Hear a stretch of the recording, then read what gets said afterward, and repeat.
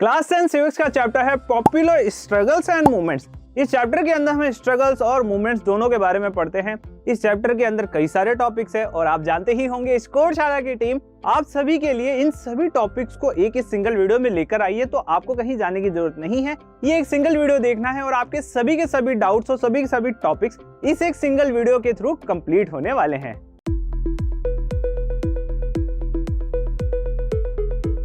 आज हम देखने जा रहे हैं हमारा सीरीज का एक नया chapter popular struggles and movement, और आज हम इस चैप्टर का इंट्रोडक्शन देखने वाले हैं। तो चलो देखते हैं इस चैप्टर का introduction. We discuss why power sharing is important in a democracy and how different tiers of the government and various social groups share power। तो बेसिकली हमने अभी तक क्या देख लिया, हमने पावर शेयरिंग देख लिया कि सर कि हमारी जो डेमोक्रेसी है उसमें पावर शेयरिंग कैसे होता है। फिर हमने ये देखा कि सर हमारी जो गवर्नमेंट है ना उसमें है ना बहुत सारे क्या है टायर्स है, बहुत सारे का मतलब सिर्फ 3 टायर है सर। और 3 टायर कौन कौन सा है, वो 3 टायर है सर। फर्स्ट है हमारा नेशनल गवर्नमेंट, सेकंड है हमारा स्टेट गवर्नमेंट और थर्ड है हमारा municipalities and our raj panchayat या फिर पंचायत राज। फिर हम बात करते हैं in this chapter we will carry this discussion further and see how those who exercise power are constrained by the influence and pressure exerted on them. तो सर आज हम इस चैप्टर के अंदर क्या देखने वाले हैं, हम यही देखने वाले हैं कि सर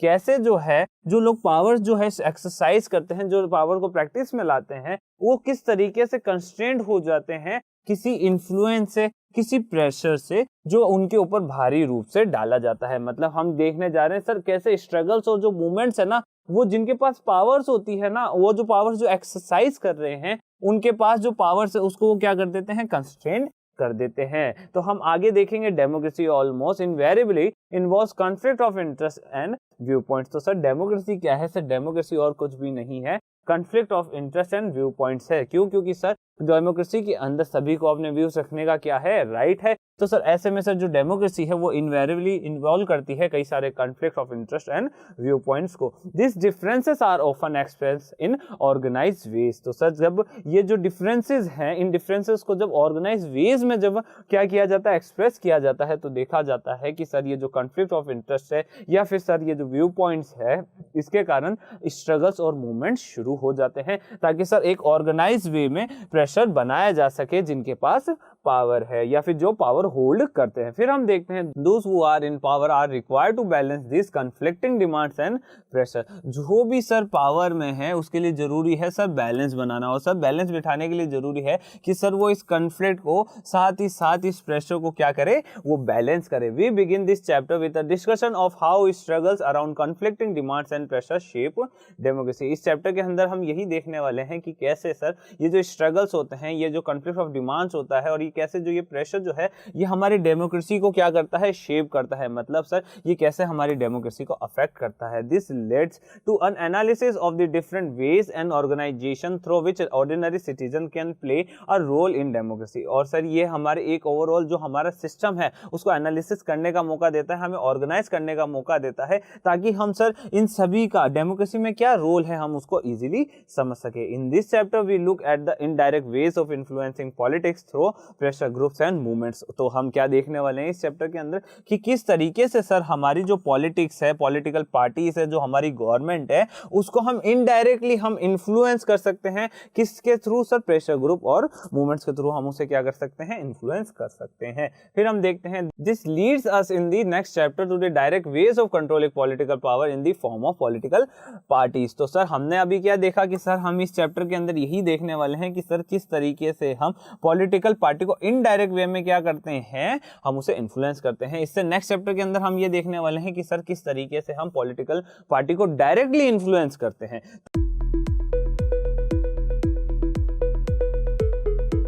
टॉपिक आज हम कवर करने जा रहे हैं वो है movements for democracy in Nepal. तो सर नेपाल के अंदर डेमोक्रेसी के लिए कौन कौन से मूवमेंट होते हैं, आज हम उसके बारे में डिस्कस करने वाले हैं। Nepal witness an extraordinary popular movement in April 2006। तो सर अप्रैल 2006 के अंदर नेपाल के अंदर एक मूवमेंट शुरू होता है। The movement was aimed at restoring democracy. अब ये जो मूवमेंट था ना, ये शुरू क्यों होता है, ताकि सर नेपाल के अंदर वापस से डेमोक्रेसी लाई जा सके।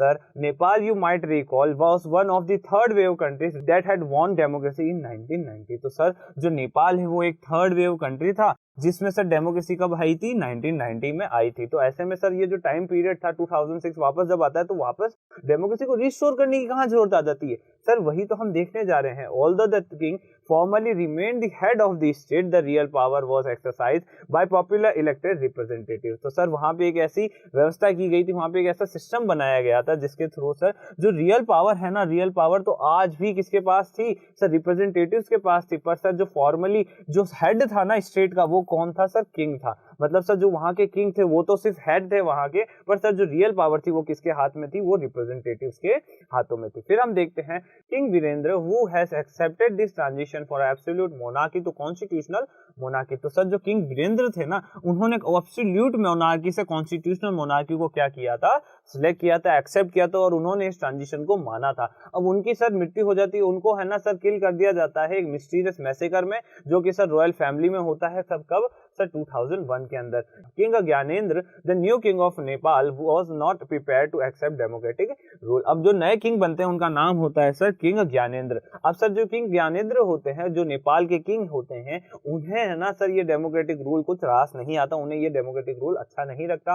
ही took advantage of the weaknesses and unpopularity of the democratically elected government. अब वो क्या है ना एडवांटेज लेना शुरू कर देते हैं डेमोक्रेसी की वीकनेस की, साथ ही साथ जो अनपॉपुलरिटी उस रीजन में फैली जा रही थी, उस एरिया में फैली जा रही थी डेमोक्रेटिकली इलेक्टेड गवर्नमेंट के लिए, उसका वो एडवांटेज लेते हैं। इन फरवरी 2005 अब होता क्या है, फरवरी 2005 में the king dismiss the prime minister and dissolve the popular elected parliament. तो सर 2005 के अंदर जो किंग है, किंग का नाम क्या है, ज्ञानेंद्र जो है, ज्ञानेंद्र जी प्राइम मिनिस्टर को डिसमिस कर देते हैं और साथ ही साथ जो इलेक्टेड पार्लियामेंट होती है उसको डिसॉल्व भी कर देते हैं। The movement of April 2006 was aimed at regaining popular control over the government from the king. तो सर हमें यह समझ में आ जाता है कि अब वापस जो पावर है वो किंग के पास चली जाती है। अब किंग के पास जो पावर आती है, जो ज्ञानेंद्र के पास जो पावर आती है, अब वो उनसे छीनने के लिए या फिर उनसे वापस उस पावर को लेने के लिए अब लोग स्ट्रगल करना शुरू कर देते हैं। All the major political parties in the parliament formed a 7 party alliance, जिसे कहते हैं SPA, and called for a 4-day strike in Kathmandu the country's capitals. अब होता क्या है ना सर, जितनी भी मेजर पॉलिटिकल पार्टीज होती है ना जो पार्लियामेंट में देखी जाती है, वो सभी 7 पार्टीज एक अलायंस बनाती है और 4 डे की स्ट्राइक करती है काठमांडू के अंदर, जो कि कंट्री की क्या होती है, कैपिटल होती है। मतलब नेपाल की कैपिटल काठमांडू में स्ट्राइक की जाती है। This protest soon turn into a indefinite strike in which Maoist insurgents and various other organisation join hands. तो सर होता क्या है, धीरे धीरे जो ये प्रोटेस्ट है ये और ज्यादा क्या होता है, बड़ा हो जाता है और ज्यादा बढ़ जाता है। इंडेफिनिट स्ट्राइक के अंदर ये चेंज हो जाता है और सर इससे माओइस्ट जो लोग होते हैं, जो माओइस्ट होते हैं ना, बेसिकली जो कम्युनिज्म को फॉलो करते हैं, वो इसमें आने लग जाते हैं। फिर हम देखते हैं people defied curfew and took to the streets. तो सर जो लोग होते हैं वो कर्फ्यू को डिफाई कर देते हैं, साथ ही साथ सड़कों पे उतर आते हैं। The security forces found themselves unable to take on more than a lakh people who gathered almost every day to demand restoration of democracy. तो देखा जाता है 1 लाख से भी ज्यादा लोग जो है रोज एक साथ गैदर होते हैं ताकि सर वो इस डेमोक्रेटिक रूल को वापस ला सके। तो ऐसे में सर जो सिक्योरिटी फोर्सेस होती है वो अपने आप को अनेबल महसूस करती है कि सर हम इतने ज्यादा लोगों को कंट्रोल नहीं कर सकते। The number of protesters reach between 3 and 5 lakhs on 21 April and they served an ultimatum to the king. तो होता क्या है सर, 21 अप्रैल की बात है सर, कई सारे जो प्रोटेस्टर्स है वो साथ जमा हो जाते हैं। 3 to 5 lakhs उनकी क्या होती है, नंबर्स होते हैं। तो ऐसे में सर वो किंग को एक अल्टीमेटम दे देते हैं कि सर आप अब यहाँ से हट जाइए। The leaders of the movement rejected the half hearted concession made by the king. तो सर ऐसे में जो लीडर्स होते हैं इस मूवमेंट के, वो इस हाफ हार्टेड कंसेशन को क्या कर देते हैं, मना कर देते हैं, जो भी किंग ने दिए थे। कि सर किंग कहता है कि सर आप एक काम करिए, कुछ कंसेशन ले लीजिए और आप अपना ये स्ट्राइक वापस से बंद कर दीजिए। पर सर जो लीडर्स होते हैं वो बोलते हैं कि नहीं सर आपको यहाँ से जाना ही पड़ेगा। They struck to their demands for restoration of parliament, power to an all party government and a new constituent assembly. तो सर ऐसे में होता क्या है कि ओवरऑल जो सिस्टम है उसमें एक डिमांड की जाती है रिस्टोरेशन की, कि सर आप तो ये काम करिए कि पार्लियामेंट को फिर से रिस्टोर करिए, ऑल पार्टी गवर्नमेंट को फॉर्म करिए और साथ ही साथ एक न्यू कॉन्स्टिट्यूएंट असेंबली को भी आप फॉर्म करिए। On 24 April 2006 the last day of the ultimatum the king was forced to concede all 3 demands. तो सर 2006 की बात है, 24 अप्रैल का दिन था, उस दिन जो ये किंग का एक लास्ट अल्टीमेटम था इन 3 डिमांड्स को मानने का। तो सर ऐसे में देखा जाता है जो किंग होता है वो इस डिमांड को फोर्सली क्या करता है, कंसीड कर ही देता है। The SPA choose Girija Prasad Koirala as the new prime minister of the interim government. तो सर इंटरिम गवर्नमेंट के लिए गिरिजा प्रसाद कोइराला को एसपीए क्या करता है, प्राइम मिनिस्टर सिलेक्ट करता है। मतलब सर जो एसपी होता है, 7 पार्टी अलायंस होती है, वो गिरिजा प्रसाद कोइराला को इंटरिम गवर्नमेंट का प्राइम मिनिस्टर बना देते हैं। फिर हम देखते हैं The restored parliament met and passed laws taking away most of the powers of the king. तो सर जो पार्लियामेंट रिस्टोर करी गई है वो कई सारे लॉस को पास करती है और सर जो किंग की पावर्स होती है उनको वो रिड्यूस कर देती है। The SP and the Maoist came to an understanding about how the new constituent assembly was going to be elected. और इसी के साथ साथ सर जो एसपी 7 पार्टी अलायंस है, जो माओइस्ट है, वो साथ आके एक अंडरस्टैंडिंग के साथ इस चीज को डिसाइड करते हैं कि सर आखिर कैसे कॉन्स्टिट्यूएंट असेंबली को इलेक्ट किया जाना है। This struggle came to be known as Nepal's second movement of for democracy. और सर इसी मूवमेंट को नेपाल का सेकंड मूवमेंट फॉर डेमोक्रेसी भी कहा जाता है। The struggle of the Nepali people is the source of inspiration to democrats all over the world. तो sir ये जो नेपाल के लोगों ने जो ये डेमोक्रेटिक जो मूवमेंट किया था, ये जो डेमोक्रेटिक मूवमेंट है, ये ऑल ओवर वर्ल्ड के डेमोक्रेट्स के लिए क्या है, एक मोटिव।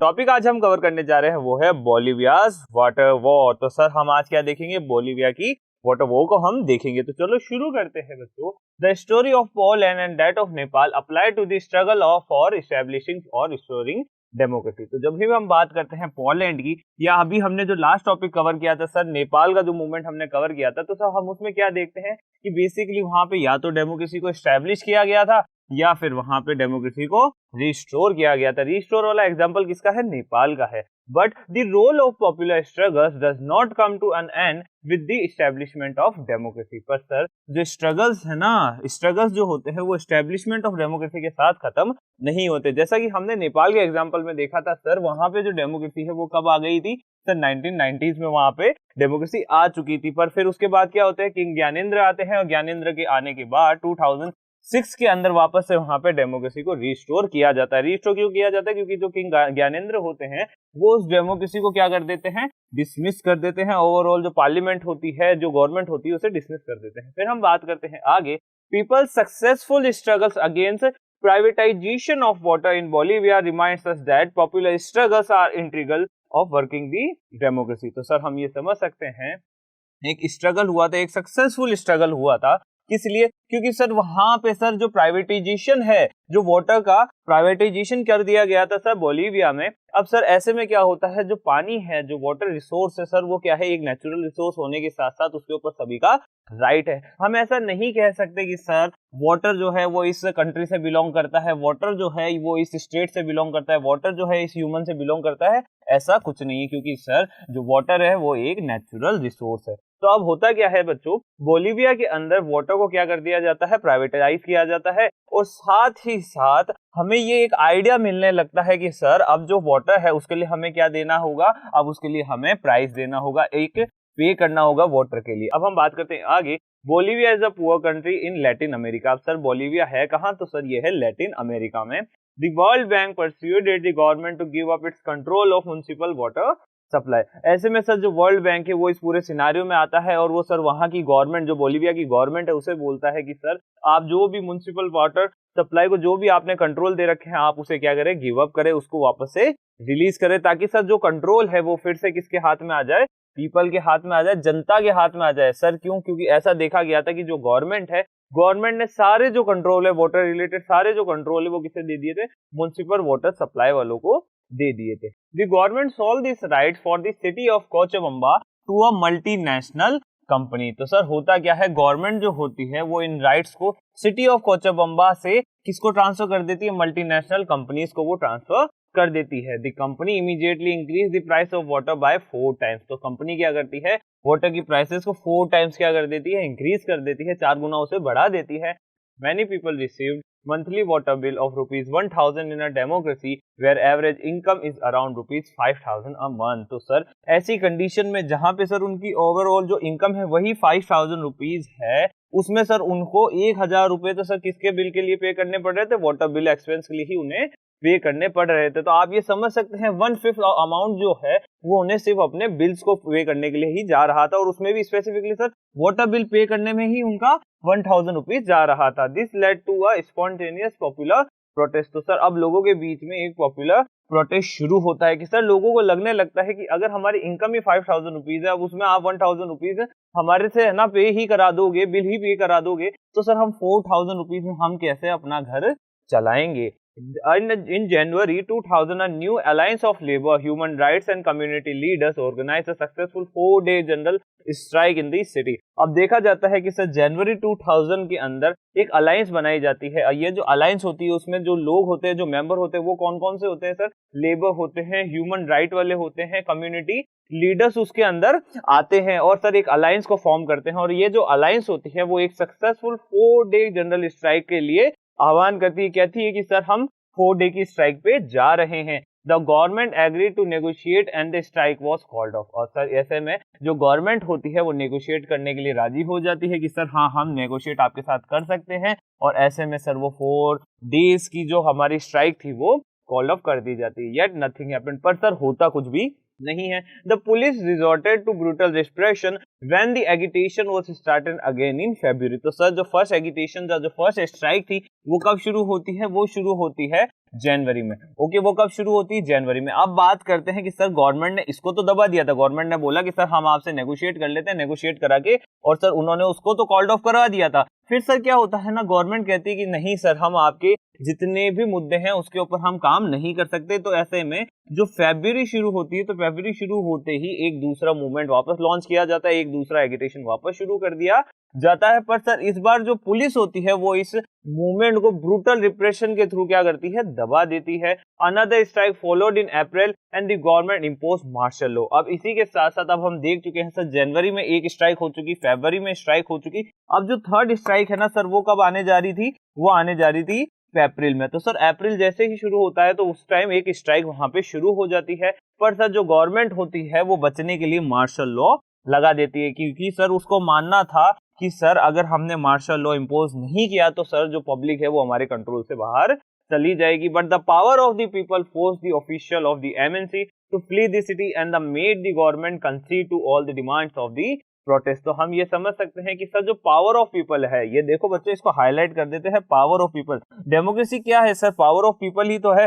और जब आप जनता के साथ ही छेड़खानी करोगे तो होगा क्या, जब आप जनता के साथ ही छेड़खानी करेंगे तो जनता ही आपको फोर्सफुली भी यहाँ से उठा के बाहर भेज देगी। फिर अब ऐसे में देखते हैं कि सर फोर्सफुली जो है पीपल जो है फोर्सफुली ऑफिशियल्स जो होते हैं एमएनसी के, उनको तो सिटी से बाहर निकाल देते हैं और साथ ही साथ गवर्नमेंट को कंसीड कर लेते हैं कि सर आप हमारी सारी डिमांड्स को क्या करिए, एक्सेप्ट करिए। फिर हम देखते हैं the contract with the MNC was cancelled and water supply was restored to the municipality at old rates. तो सर एमएनसी के साथ किया गया कॉन्ट्रैक्ट कैंसिल कर दिया जाता है और साथ ही साथ वाटर सप्लाई को फिर से रिस्टोर किया जाता है, और इसी के साथ म्युनिसिपैलिटी की ओल्ड रेट्स के ऊपर वाटर वापस से अवेलेबल हो जाता है। This came to be known as Bolivia's water war. तो हम ये समझ सकते हैं कि सर ये बोलिविया की ये क्या है, वाटर वॉर थी और एक सक्सेसफुल वॉर थी। तो ऐसे में सर हमें ये समझ में आ गया है कि ओवरऑल जो पीपल है, जो लोग है सर, उनके हाथों में ही पावर होती है एक डेमोक्रेसी के अंदर।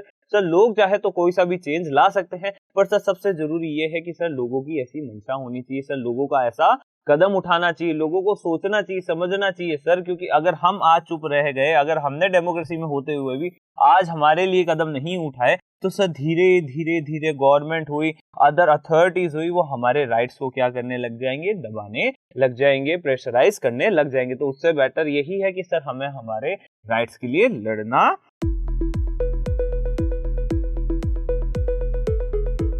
टॉपिक आज हम कवर करने जा रहे हैं वो है डेमोक्रेसी एंड पॉपुलर स्ट्रगल्स। तो चलो शुरू करते हैं आज के हमारे इस टॉपिक को। These two stories are offered from a very different context। तो सर अभी तक हमने बोवेलिया की जो स्टोरी थी वो पढ़ ली है और साथ ही साथ नेपाल की जो स्टोरी है वो भी हमने पढ़ ली है। अब हम बात करते हैं the movement in Nepal was to establish democracy. तो सर जो मूवमेंट नेपाल में हुआ था उसका काम क्या था कि सर डेमोक्रेसी को एस्टैब्लिश करना था। While the struggle in Bolivia involve claims on an elected democratic government. तो सर और जो बोलिविया में जो हमने मूवमेंट देखा, जो बोलिविया की वाटर वॉर देखी, उसमें हमने ये देखा कि सर जो एक इलेक्टेड गवर्नमेंट है उसके लिए हमने क्या किया, हमने हमारे क्लेम्स किए कि सर ये हमारे राइट्स है, सर ये हमारी जरूरतें हैं, आप इसको हमसे ऐसे नहीं छीन सकते। फिर हम देखते हैं the popular struggles in Bolivia was about one specific policy while the struggles in Nepal was about the foundation of the country's policy। तो हम ये देखते हैं कि सर जो बोलिविया में जो स्ट्रगल हुआ, जो बोलिविया में जो वॉर हुई, वो एक स्पेसिफिक पॉलिसी के कारण हुई थी, वाटर पॉलिसी के कारण हुई थी, क्योंकि सर जो वाटर है उसको एमएनसी को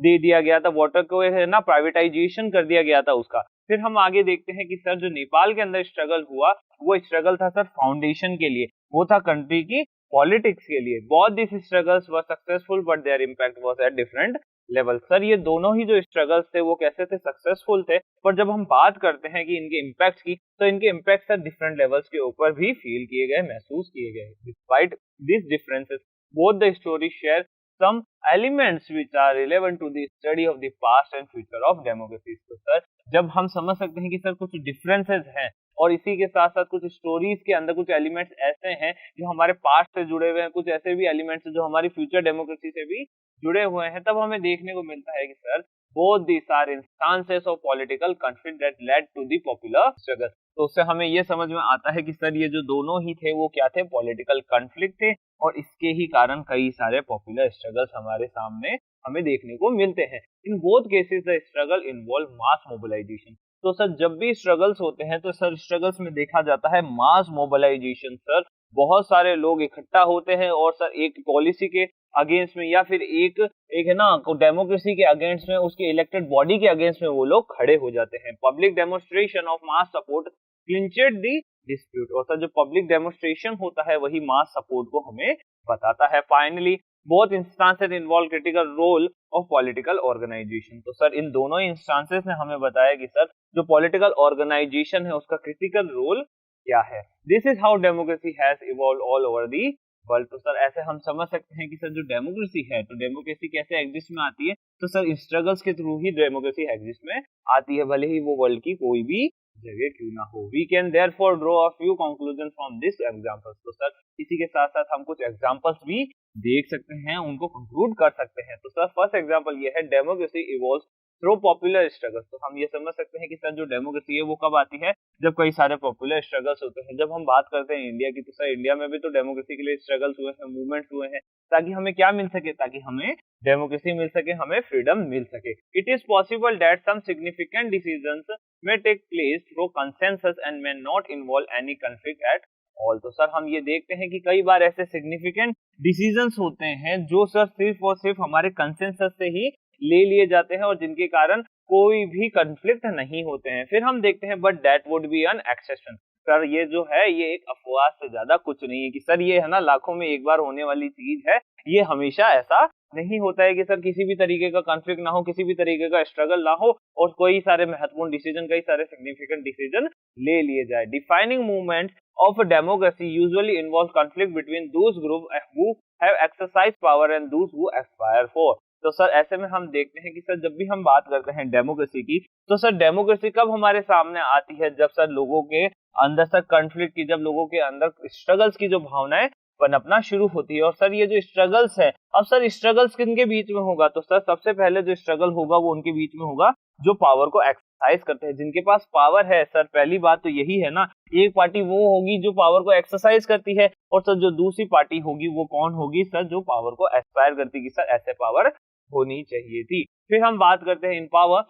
This movements come when the country is going through transition to democracy, expansion of democracy और deepening of democracy। तो हम ये समझ सकते हैं कि सर ऐसा कब होता है कि सर डेमोक्रेसी के अंदर स्ट्रगल्स देखे जाते हैं, कॉन्फ्लिक्ट देखा जाते हैं। तो मेजरली ये देखा गया है जब डेमोक्रेसी ट्रांजिशन के पीरियड से गुजर रही होती है, जब उसमें ट्रांजिशन आ रहे होते हैं, तब देखे जाते हैं कि कुछ ऐसे स्ट्रगल हो रहे हैं। साथ ही साथ जब एक्सपेंशन होता है डेमोक्रेसी का, तब भी ऐसा देखा जाता है कि सर ये स्ट्रगल शुरू हो जाते हैं। और साथ ही साथ कई बार जब डीपनिंग ऑफ डेमोक्रेसी होती है, सर डेमोक्रेसी को और ज्यादा डीप किया जाता है, तो उस समय भी देखा जाता है कि सर कई सारे स्ट्रगल्स वहां पे शुरू हो जाते हैं। अब हम बात करते हैं नेक्स्ट हमारे एग्जाम्पल की।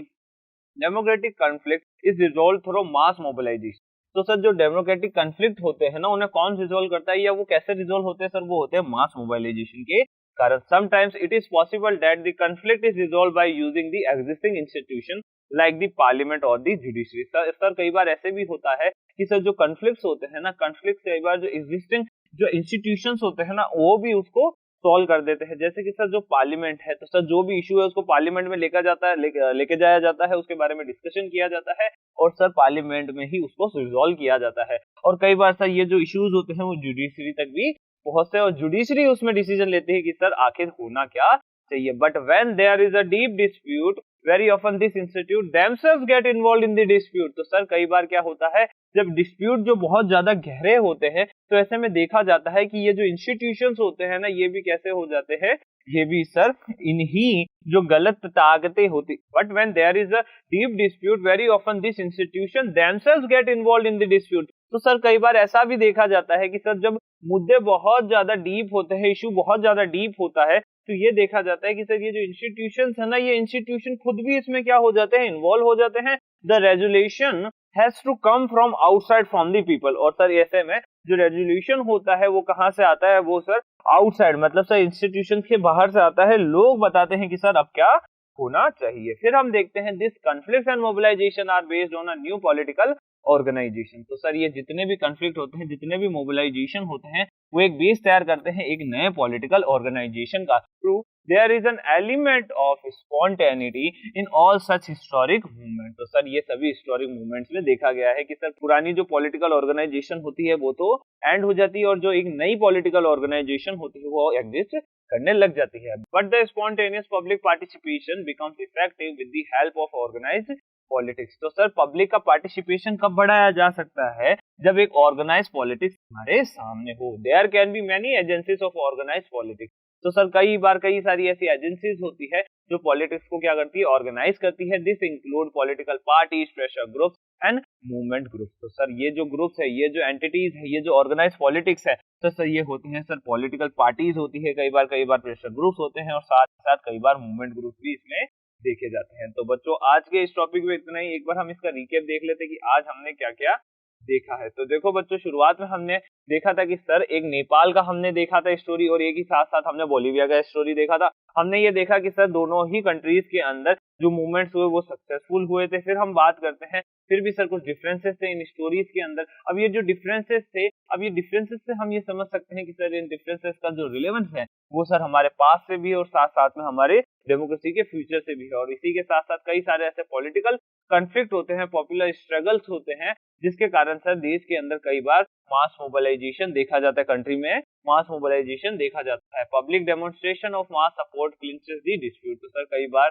जो पब्लिक डेमोन्स्ट्रेशन होता है, मास सपोर्ट जो होता है, वो सर डिस्प्यूट को क्लिंच कर देता है। फिर इसी के साथ साथ finally both instances involve critical role of political organisation. पर सर जब भी हम बात करते हैं नेपाल के मूवमेंट की और जब भी हम बात करते हैं बोलीविया की मूवमेंट की, तो देखा गया है कि सर ये दोनों की दोनों इंस्टेंसेस जो है पॉलिटिकल ऑर्गेनाइजेशन के लिए बहुत ही ज्यादा क्रिटिकल रोल को वो परस्यू। फिर हम देखते हैं there this is how democracy has evolve all over the. और जैसा कि हम जानते हैं कि सर जो डेमोक्रेसी है ना, डेमोक्रेसी स्टैब्लिश कर पाना या डेमोक्रेसी को एक्सपेंड कर पाना बहुत इजी नहीं रहा है। तो सर ऐसे में जब भी डेमोक्रेसी को स्टैब्लिश करने की बात होती है, जब भी डेमोक्रेसी को सर है ना सेटअप करने की बात आती है, तो हम देखते हैं कि कई सारे कॉन्फ्लिक्ट हमारे सामने होते ही होते हैं। फिर हम कुछ कंक्लूजन के बारे में बात करते हैं। Democracy evolves through popular struggles. तो हमें ये एक चीज तो क्लियर है कि सर डेमोक्रेसी कब इवॉल्व होती है, जब सर स्ट्रगल्स होते हैं। It is possible sometimes significant decisions. कई बार ऐसा भी होता है कि सर कई सारे सिग्निफिकेंट डिसीजन जो होते हैं वो कंसेंसस के बिहाफ पे ही ले लिए जाते हैं कि सर लोग क्या कह रहे हैं कि कंसेंसस हम कर लेते हैं कि सर क्या किया जाना चाहिए। तो ऐसे में सर ये जो सिचुएशन है ये बहुत कम ही देखी जाती है, इसीलिए हम इसे एक अपवाद भी कह देते हैं। Defining movements of democracy. Sir जब भी हम बात करते हैं डेमोक्रेसी की, तो सर हम डेमोक्रेसी के अंदर कॉन्फ्लिक्ट तो हम देखते ही देखते हैं। अब कॉन्फ्लिक्ट किनके बीच में होता है?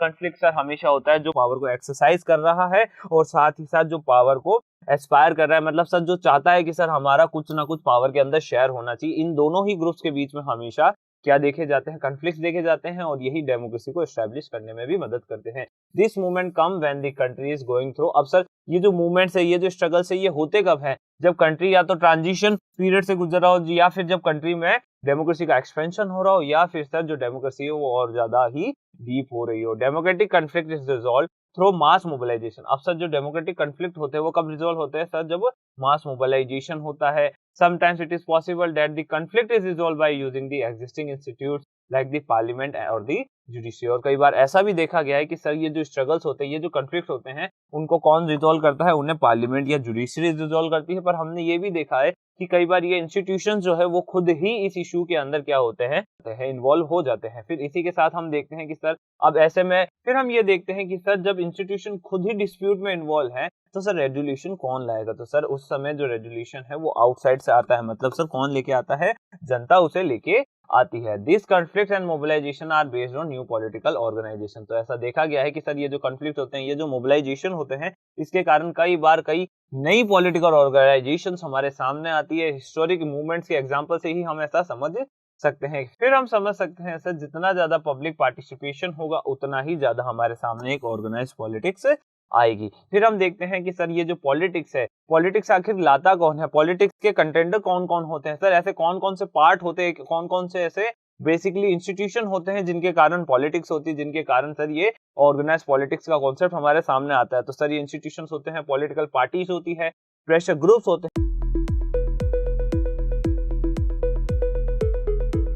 टॉपिक आज हम कवर करने जा रहे हैं वो है मोबिलाइजेशन एंड ऑर्गेनाइजेशन। तो चलो बच्चों पहले समझते हैं ऑर्गेनाइजेशन को। We noted that the call for indefinite strike was given by the SP or the 7 party alliance in Nepal. तो सर नेपाल के अंदर 7 पार्टी अलायंस ने इंडेफिनाइट स्ट्राइक के बारे में हमें बताया था। This alliance include some big parties that had some members in the parliament. तो सर इस अलायंस के अंदर कई सारी बिग पार्टीज थी, कई सारे मेंबर्स ऑफ द पार्लियामेंट इस पार्टी के अंदर देखे गए थे। But the SPA was not the only organisation behind this mass upsurge. पर सर जो एसपी है वो एक अकेली ऐसी ऑर्गेनाइजेशन नहीं थी जिसके कारण ये मास अफसर्स हुआ था वहां पे। The protest was joined by the Nepalese community parties. तो सर जो हमारी वहां की नेपालीज कम्युनिस्ट पार्टी थी उसने भी इस प्रोटेस्ट को ज्वाइन किया था, which did not believe in parliamentary democracy. तो सर वो कौन थे सर, वो माओइस्ट थे। तो सर माओइस्ट होने के कारण सर वो पार्लियामेंट्री डेमोक्रेसी के ऊपर बिलीव नहीं रखा करते थे। This party was involve in an armed struggles against the Nepali government. तो सर ये जो पार्टी है वो एक आर्म्ड स्ट्रगल कर रही थी against the Nepali government and had established it's control over large parts of Nepal. और सर इसी के साथ साथ एक नेपाल के लार्ज पार्ट के ऊपर इसका कंट्रोल भी था उस समय। The struggle involve many organisation other than political parties. तो सर ये जो ऑर्गेनाइजेशन थी, इस स्ट्रगल्स जो ये हमने देखे, इन स्ट्रगल्स के कारण कई सारी ऑर्गेनाइजेशन, कई सारी पॉलिटिकल जो पार्टीज थी वो इसमें इन्वॉल्व हो चुकी थी। All the major labour union and their federation join this movement. और सर इसी के साथ साथ कई सारी मेजर लेबर यूनियन और साथ में कई सारे फेडरेशन जो है उन्होंने इस मूवमेंट को ज्वाइन भी किया था। Many other organisation like the organisation of the indigenous people, teachers, lawyers, human right groups extended support to the movement. और इसी के साथ साथ इस मूवमेंट को जो सपोर्ट है वो कई सारी ऑर्गेनाइजेशन से मिल रहा था, कई सारे इंडिजिनियस पीपल से मिल रहा था, टीचर्स से मिल रहा था, लॉयर से मिल रहा था, ह्यूमन राइट ग्रुप से इस मूवमेंट को सपोर्ट मिल रहा था। The protest against water privatisation in Bolivia was not led by any political party. तो सर जब हम बात करते हैं प्रोटेस्ट की, प्रोटेस्ट कहाँ पे सर, जो बोलिविया में प्रोटेस्ट हुआ था वो प्रोटेस्ट था सर वाटर प्राइवेटाइजेशन के कारण। सर उसके कारण ये देखा गया कि वहां पे एक ओवरऑल एक वॉर ही शुरू हो गई थी। उस वॉर को सर किसी भी पॉलिटिकल पार्टी ने लीड नहीं किया था। It was led by an organisation called FEDCO. This organization comprised local professionals including engineers and environmentalists. तो सर इस पार्टी के अंदर, इस ऑर्गेनाइजेशन के अंदर कौन कौन थे सर, इसमें लोकल प्रोफेशनल्स थे, साथ ही साथ इंजीनियर्स थे और इसके साथ साथ ही एनवायरमेंटलिस्ट भी इस पार्टी, इस ऑर्गेनाइजेशन के अंदर हमें देखने को मिल रहे थे। They were supported by a federation of farmers who relied on irrigation, the confederation of factory workers. अब इसी के साथ साथ ये जो फेडरेशन था इसको सपोर्ट कर रहे थे सर फेडरेशन ऑफ फार्मर्स, साथ साथ में इसी के साथ साथ में confederation of factory workers, juniors, middle class students from the university of Cochabamba and the city is growing population of homeless street children. और इसी के साथ साथ जो सिटी की होमलेस स्ट्रीट चिल्ड्रन थे वो भी इस ओवरऑल इस मूवमेंट को सपोर्ट कर रहे थे। The movement was supported by the socialist party. और सर जो सोशलिस्ट पार्टी है वो भी इस मूवमेंट को सपोर्ट कर रही थी। In 2006 this party came to be in power in Bolivia. तो सर ये जो पार्टी है ये 2006 में पावर में आई थी बोलिविया में। From both this examples we can see that in a democracy several different kinds of organisation work behind any big struggle. तो सर इन दोनों ही एग्जांपल से हम ये समझ सकते हैं कि कोई भी मूवमेंट, कोई भी जो स्ट्रगल होता है वो सिर्फ और सिर्फ किसी एक ऑर्गेनाइजेशन, किसी एक पॉलिटिकल पार्टी या किसी एक फेडरेशन के कारण नहीं होता। कई सारी ऐसी फेडरेशन होती है, कई सारी ऐसी ऑर्गेनाइजेशन होती है जिसके कारण एक स्ट्रगल जो है वो शुरू होता है। This organisation play their role in two ways. अब ये जो ऑर्गेनाइजेशन होती है वो अपना जो रोल है वो टू वेज के अंदर करती है। जैसे कि one obvious way of influencing the decision in a democracy is direct participation in competitive politics. तो सर पहला रास्ता यह है कि सर हम डेमोक्रेसी के अंदर डायरेक्ट पार्टिसिपेशन करें और डायरेक्ट कॉम्पिटिटिव पॉलिटिक्स में हम उतर जाए। This is done by creating parties, contesting elections and the forming government. अब ये सब होगा कैसे सर? कॉम्पिटिटिव पॉलिटिक्स जो है वो शुरू कैसे होगी? जब सर हम क्या करेंगे, पॉलिटिकल पार्टीज को क्रिएट करेंगे, इलेक्शन कंटेस्ट करेंगे और साथ ही साथ गवर्नमेंट को फॉर्म करेंगे। ये सभी क्या है ना सर, देखो ये प्रोसेस है। पहले क्या हमें चाहिए? पॉलिटिकल पार्टी हमें चाहिए। पॉलिटिकल पार्टी जब हमें मिल जाएगी तो वो क्या करेगी? कंटेस्ट करेगी इलेक्शन को। फिर इसके बाद क्या होगा सर? वो गवर्नमेंट को फॉर्म कर देगी। ठीक है, तो ऐसे में हमें समझ में आ चुका है कि सर ओवरऑल कॉम्पिटिटिव जो पॉलिटिक्स है वो कैसे शुरू होगी और उसका एंड गोल क्या है सर? उसका एंड गोल है सर फॉर्मिंग गवर्नमेंट। ओके, फिर हम आगे देखते हैं। But every citizen does not participate so directly. पर सर जो हर सिटीजन किसी भी पॉलिटिकल पार्टी में डायरेक्टली अपना पार्टिसिपेशन नहीं बता पाता है। They may not have the desire, the need or the skills to take part in direct political activity other than voting. तो सर जो हमारे पार्टिसिपेट्स होते हैं, जो हमारे जो लोकल जो है ना हमारे ऑर्डिनरी सिटीजन है, वो किसी भी तरीके से हमारी पॉलिटिकल पार्टीज की एक्टिविटीज में other than voting, sir voting के अलावा पार्ट ले ही नहीं पाते। क्यों? क्योंकि सर उनके पास ना तो डिजायर होती है, ना उसकी जरूरत होती है और ना ही ऐसी स्किल्स होती है जिसके कारण वो डायरेक्टली पॉलिटिकल एक्टिविटीज के अंदर वो सबमर्ज हो सके। फिर हम चलते हैं आगे। There are many indirect ways in which people can get governments to listen to their demands on their points of view.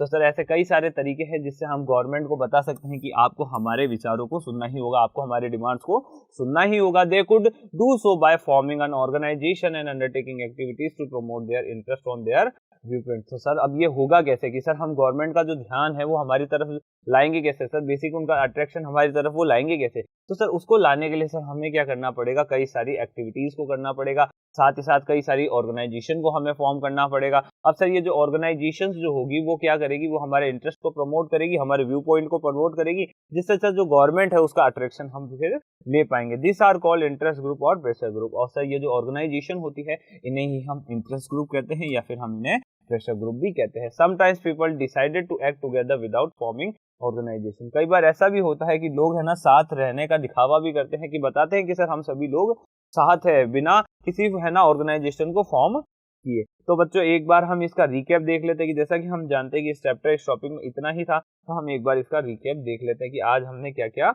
देखा है इस टॉपिक के अंदर। तो चलो शुरू करते हैं। शुरू करते ही हम ये देखते हैं कि सर 7 पार्टी अलायंस ने नेपाल के अंदर एक इंडेफिनाइट स्ट्राइक को क्या किया था? लॉन्च किया था। फिर हम ये देखते हैं कि सर ये जो अलायंस थी, 7 पार्टी जो अलायंस थी, उसके अंदर कई सारे बिग पॉलिटिकल पार्टीज के मेंबर्स थे, साथ साथ ऐसे कई सारे पार्लियामेंट्री मेंबर्स भी इस पार्टी के अंदर देखे गए थे। एसपीए, अब जो एसपीए जो थी वो अकेली ऐसी ऑर्गेनाइजेशन नहीं थी जिसके कारण इतना बड़ा मास अपसर्ज हुआ। ऐसे में सर हम देखते हैं कि सर एक नेपाली कम्युनिस्ट पार्टी भी थी जो एक माओइस्ट पार्टी थी, जो पार्लियामेंट्री डेमोक्रेसी को नहीं मानती थी, वो भी इस स्ट्रगल के अंदर आती है। साथ ही साथ ये जो पार्टी थी, इस पार्टी का ऐसा मानना था कि सर जो नेपाली गवर्नमेंट है उसको अपना ओवरऑल जो स्टेटमेंट है उसको चेंज करना पड़ेगा, ओवरऑल जो उसको अपना पावर है, जो उसका पावर शेयरिंग है उसको भी चेंज करना पड़ेगा। और इसी के साथ साथ सर उसका ये भी मानना था कि सर हमारी जो पॉलिटिकल पार्टी है, हमारी जो नेशनल नेपालीज कम्युनिटीज पार्टी है, उसका ये मानना है कि सर जो पार्लियामेंट्री डेमोक्रेसी होता है वो गलत है, और इसी के साथ साथ हम उसमें बिलीव भी नहीं रखते हैं। This party was involve in arm struggle. अब सर ऐसे में जो नेपालीज कम्युनिस्ट पार्टी होती है वो आर्म स्ट्रगल करने लग जाती है नेपालीज गवर्नमेंट के खिलाफ, और ये देखा जाता है कि सर और लगभग कई इलाकों में इस पॉलिटिकल पार्टी का भी कंट्रोल देखा गया था। The struggle involve many organization other than political parties। तो सर एक जो स्ट्रगल होता है उसमें कई सारी ऑर्गेनाइजेशन देखी जाती है अदर देन पॉलिटिकल पार्टीज, मतलब पॉलिटिकल पार्टीज के अलावा भी कई सारी ऑर्गेनाइजेशन हमें देखने को मिलती है। द मेजर लेबर यूनियंस, तो सर ऐसे में कई सारी मेजर लेबर यूनियंस हो जाती है, साथ ही साथ कई सारी जो फेडरेशन होती है वो ऐसे मूवमेंट्स को ज्वाइन करती है। फिर हम ये देखते हैं कि organisations like the indigenous people, teachers, lawyers, human right groups, ये सभी के सभी मूवमेंट को क्या करते हैं? सपोर्ट करते हैं। फिर हम देखते हैं कि सर जैसे कि हमने देखा फिर हम देखते हैं कि सर जो प्रोटेस्ट हुआ था, प्रोटेस्ट कहाँ पे सर, बोलीविया में हुआ था। जो ब्राटा के प्राइवेटाइजेशन का जो इशू था उसके कारण बोलीविया के अंदर प्रोटेस्ट शुरू होता है। तो उसे किसी भी पॉलिटिकल पार्टी ने लीड नहीं किया था, उसको लीड किया था एक ऑर्गेनाइजेशन ने जिसका नाम था फैटगोर। अब सर जो फैटगोर थी, अब इस फैटगोर के अंदर कौन कौन से मेंबर थे, तो सर इसमें लोकल प्रोफेशनल्स है इंक्लूडिंग इंजीनियर्स एंड एनवायरमेंटलिस्ट। फिर हम आगे देखते हैं कि सर हमने ये देखा कि कई सारे ऐसी फेडरेशन है, फार्मर्स की फेडरेशन है, कई सारे ऐसे कन्फेडरेशन होती है फैक्ट्री वर्कर्स की, यूनियंस की, मिडिल क्लास स्टूडेंट्स की, जिसने ओवरऑल इस मूवमेंट, इस मास एगिटेशन को सपोर्ट किया था। फिर देखते हैं हम, the movement was supported by the socialist party. फिर ऐसे में हमें देखने को मिलता है कि सर एक सोशलिस्ट पार्टी होने के कारण एक सोशलिस्ट पार्टी ने इस मूवमेंट को सपोर्ट किया। 2006 में देखा जाता है कि सर यही सोशलिस्ट पार्टी बोलीविया में पावर में भी आती है। फ्रॉम बोथ दिस एग्जांपल, फिर हम इन दोनों एग्जांपल से ये समझ सकते हैं कि सर जो डेमोक्रेसी होती है उसमें कई सारी ऑर्गेनाइजेशन पीछे से भी काम करती रहती है। Work behind any big struggle, तो हम ये समझ सकते हैं कि एक स्ट्रगल के पीछे कई सारी पॉलिटिकल ऑर्गेनाइजेशन, कई सारी पॉलिटिकल पार्टीज होती है। अब हम बात करते हैं कि सर ये जो ऑर्गेनाइजेशन होती है वो अपना जो रोल है वो दो तरीके से निभा सकती है। सर वो ज्यादा से ज्यादा लोगों को इन्फ्लुएंस कर सकती है, ज्यादा से ज्यादा लोगों को डिसीजन मेकिंग में आने के लिए इन्फ्लुएंस कर सकती है। फिर हम ये देखते हैं कि सर जब हम बात करते हैं ऑर्गेनाइजेशन की, तो हम देखते हैं कि सर पॉलिटिकल पार्टी एक इंस्टीट्यूशन है, उसका कंटेस्ट करना इलेक्शन वो एक उसका काम है, और साथ ही साथ उसका मेन गोल क्या है, गवर्नमेंट को फॉर्म करना। फिर हम देखते हैं but every citizen does not participate so directly, पर सर हर सिटीजन जो है वो डायरेक्टली पार्टिसिपेट नहीं कर सकता। क्यों नहीं कर सकता? क्योंकि सर ना तो उसके पास ऐसी कोई डिजायर है, ना तो उसके करने की इच्छा है, ना उसको करने की जरूरत है, और ना ही कुछ उसके पास ऐसी स्किल्स है जिसके कारण वो पॉलिटिकल एक्टिविटीज में डायरेक्टली पार्टिसिपेट कर सके। फिर हम देखते हैं कि सर जो गवर्नमेंट होती है, गवर्नमेंट का ध्यान आकर्षित करने के लिए या फिर गवर्नमेंट का अट्रैक्शन लेने के लिए कई सारे तरीके होते हैं, जिससे हम गवर्नमेंट को बता सकते हैं कि सर हमारी डिमांड क्या क्या है। ऐसे में सर देखने को मिलते हैं कि एक ग्रुप ऑर्गेनाइजेशन बनाई जाती है, जिसे हम इंटरेस्ट ग्रुप भी कह सकते हैं, प्रेशर ग्रुप भी कह सकते हैं। अब ऐसे में समटाइम्स पीपल डिसाइड, अब कई बार ऐसा भी होता है कि लोग है ना अपने आप में ही सर है ना एकजुट होने का फैसला कर लेते हैं बिना किसी ऑर्गेनाइजेशन के।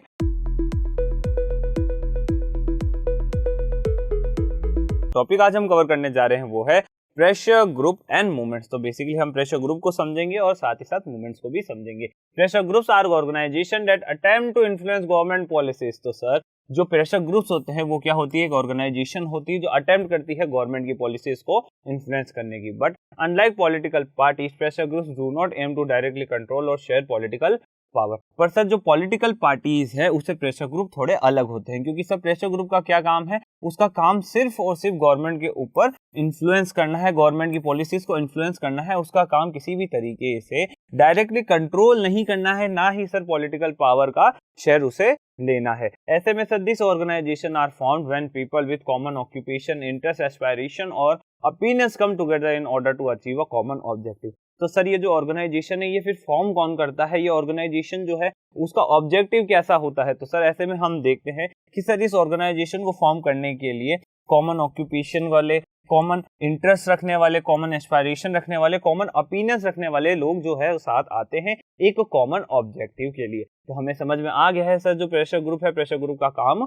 क्या है, और सर जो प्रेशर ग्रुप है वो फॉर्म कैसे होता है। In the course of the discussion above we came across entities that are not quite an organisation. तो सर हमने अभी तक कई सारी ऐसी एंटिटीज के बारे में पढ़ा है जो एक ऑर्गेनाइजेशन नहीं थी। फिर हम देखते हैं the struggle in Nepal was called a movement for democracy. जो स्ट्रगल हुआ था नेपाल में उसे कहा जाता है अ मूवमेंट फॉर डेमोक्रेसी, कि सर ये क्या है, एक डेमोक्रेसी के लिए मूवमेंट है। We often hear the word people's movement to describe many forms of collective action. तो सर हमने कई बार कई सारे ऐसे मूवमेंट सुने हैं जिनको देख के हम ये कह सकते हैं कि लोगों ने क्या लिया था, एक कलेक्टिव एक्शन लिया था उस मूवमेंट के लिए। जैसे कि हम बात करते हैं नर्मदा बचाओ आंदोलन, तो सर ये किसके लिए किया गया था, नर्मदा रिवर के लिए किया गया था। इसी के साथ साथ sir movement for right to information, sir ITI के लिए भी क्या किया था, मूवमेंट किया गया था। एंटी लीकर मूवमेंट, तो सर लीकर को रोकने के लिए भी मूवमेंट किए गए हैं, कई सारे वुमेन्स के मूवमेंट किए गए हैं, कई सारे एनवायरमेंटल मूवमेंट भी अभी तक किए जा चुके हैं। Like an interest group, a movement also attempt to influence politics rather than directly take part in electoral competition। तो सर हम बात करते हैं इंटरेस्ट ग्रुप की, तो सर इंटरेस्ट ग्रुप का भी यही सेम सिनारियो होता है कि सर वो किसी भी तरीके से डायरेक्टली कंट्रोल नहीं करना चाहती, ना ही वो किसी भी तरीके से इलेक्टोरल कंपटीशन में उतरना चाहती है, वो सिर्फ और सिर्फ इन्फ्लुएंस करना चाहती है गवर्नमेंट के पॉलिसीज को। फिर हम देखते हैं but unlike the interest group movement have a loose organisation.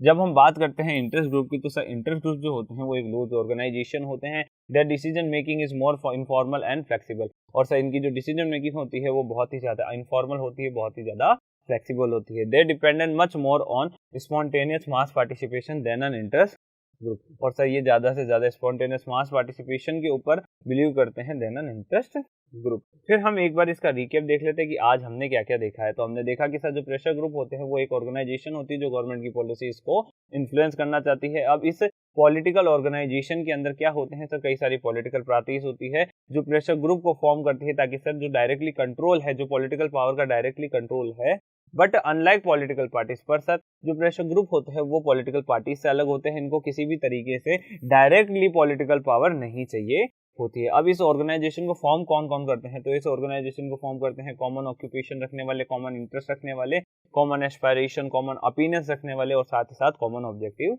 रखने वाले लोग। In the course of the discussion above we saw, अब ऐसे में जब हमने बात कर ही ली है इतनी सारी ऑर्गेनाइजेशन की, तो अभी तक हम ये समझ सकते हैं कि सर ऑर्गेनाइजेशन अलग होती है और डिफरेंट एंटिटीज और भी अलग अलग हमारे सामने अभी तक आ चुकी है। सर अलायंस के बारे में भी हमने डिस्कशन किया ही है। जो स्ट्रगल हुआ था नेपाल में उसे कहा गया था मूवमेंट फॉर डेमोक्रेसी की। सर वो एक क्या है, मूवमेंट है, किसके लिए सर, डेमोक्रेसी के लिए। We often hear the word people's movement to describe many forms of collective action. तो सर हमने कई बार लोगों के मूवमेंट के बारे में सुना होगा जिसमें हमने एक कलेक्टिव एक्शन देखा था। जैसे कि हम बात कर लेते हैं नर्मदा बचाओ आंदोलन की, जब हम बात कर लेते हैं movement for right to information की, हम बात कर लेते हैं anti liquor movement, woman movement और एनवायरमेंटल मूवमेंट। फिर हम बात कर लेते हैं इंटरेस्ट ग्रुप की। अब सर ये जो इंटरेस्ट ग्रुप्स होते हैं वो किसी भी तरीके से डायरेक्टली इलेक्टोरल कॉम्पिटिशन में नहीं उतरना चाहते, बस इनका काम इतना है कि सर इन्हें इन्फ्लुएंस करनी है गवर्नमेंट पॉलिसीज और गवर्नमेंट पॉलिटिक्स। इसी के साथ हम देखते हैं कि सर जो इंटरेस्ट ग्रुप होते हैं वो एक लूज ऑर्गेनाइजेशन होते हैं, इनफॉर्मल और फ्लेक्सिबल इसकी फंक्शनिंग होती है। और ऐसे में सर ये डिपेंड होते हैं सर इनफॉर्मल या फिर स्पॉन्टेनियस मास पार्टिसिपेशन।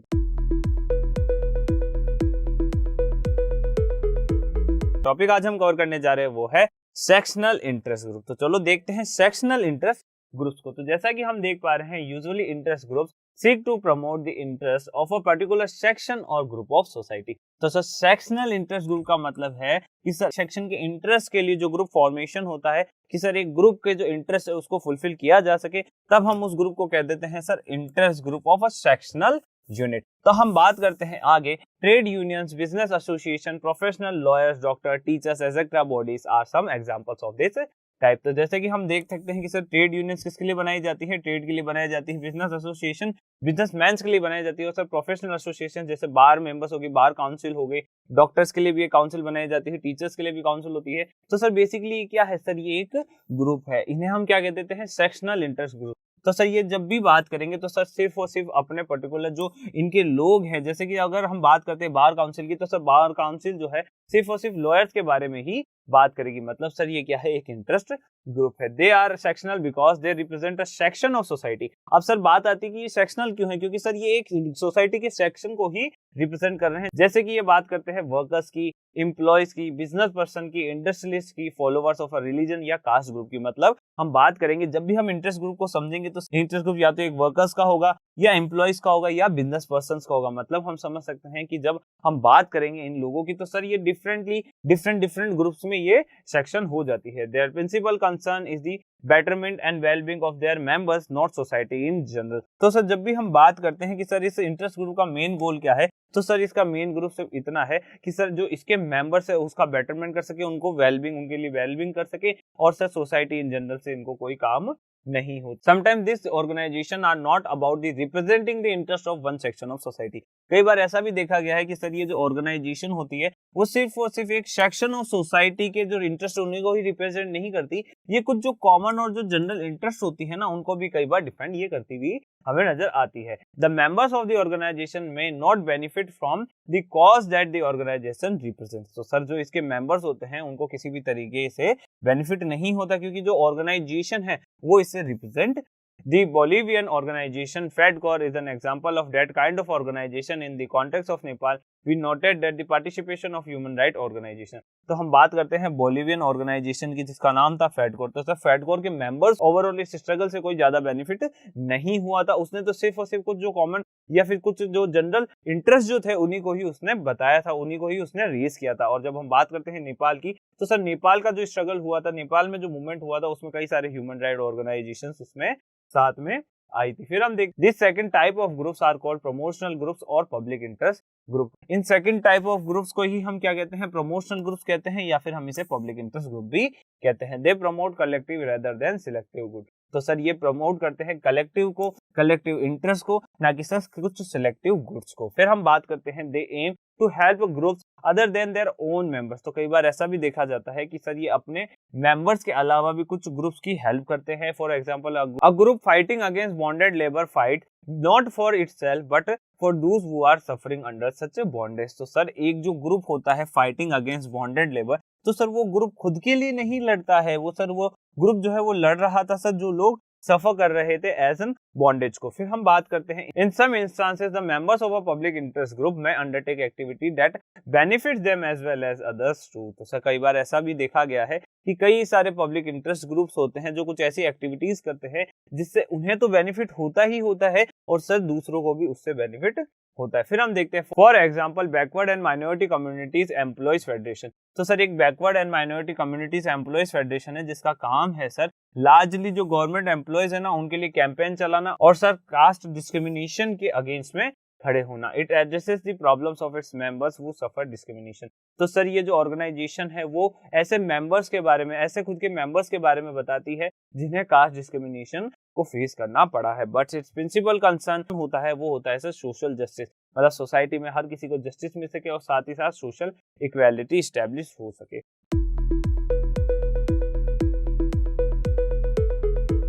टॉपिक आज हम कवर करने जा रहे हैं वो है मूवमेंट ग्रुप। तो बेसिकली हम मूवमेंट ग्रुप के बारे में डिस्कस करने जा रहे हैं। तो चलो देखते हैं। The Nepalese movement for democracy arose with the specific objective of reversing the king's order that led to suspension of democracy.